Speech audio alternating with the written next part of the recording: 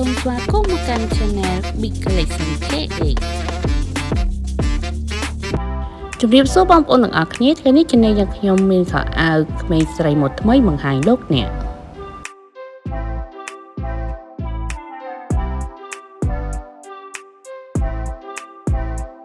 ខោអាវឈុតនេះផងដែរមានអាវវាក្លៀកនិង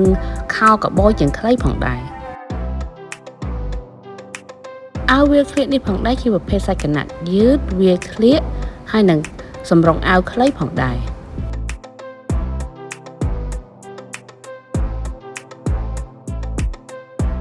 ចំពោះខោកបោជើងខ្លីនេះផងដែរមានរំភាយសងខាង4ជាន់ផងដែរ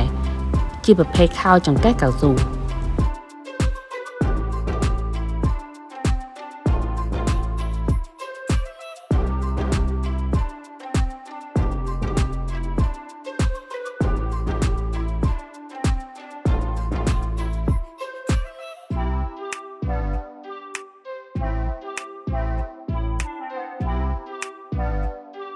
ចំពោះផ្នែកខាងក្រោយក៏មានរំភាយ4ជាន់ដូចគ្នា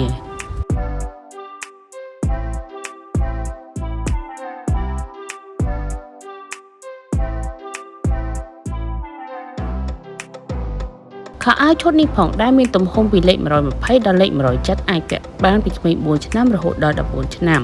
មាន4ពណ៌មានពណ៌ឈូកមានអាវពណ៌សអាវពណ៌ខ្មៅនិងពណ៌ចុងក្រោយគឺអាវពណ៌ខៀវ